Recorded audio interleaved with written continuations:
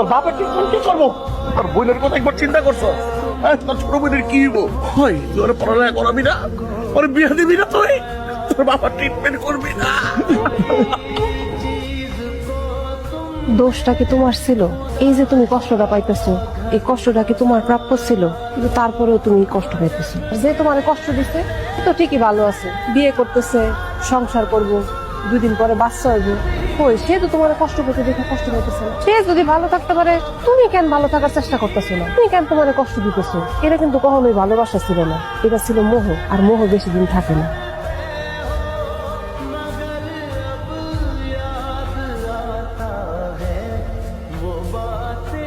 কি হয়েছে মা?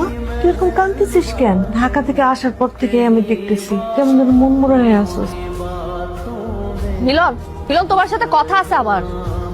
বলতেছি না কথা আছে। প্রথমবার গ্রাম থেকে বের